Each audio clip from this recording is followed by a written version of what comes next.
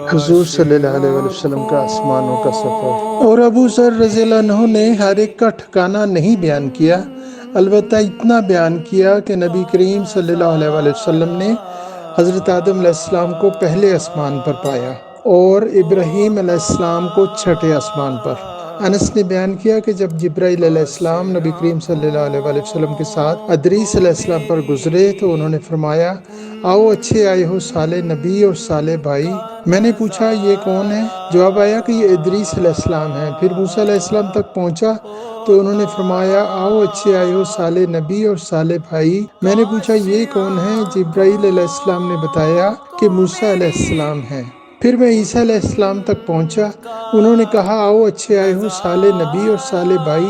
میں نے پوچھا یہ کون ہے؟ جبرائیل علیہ السلام نے بتایا کہ یہ عیسیٰ علیہ السلام ہیں۔ پھر میں ابراہیم علیہ السلام تک پہنچا، انہوں نے فرمایا، آؤ اچھے آئے ہو صالح نبی اور صالح بیٹے۔ میں نے پوچھا یہ کون ہے؟ جبرائیل علیہ السلام نے بتایا کہ یہ ابراہیم علیہ السلام ہیں۔ ستارہ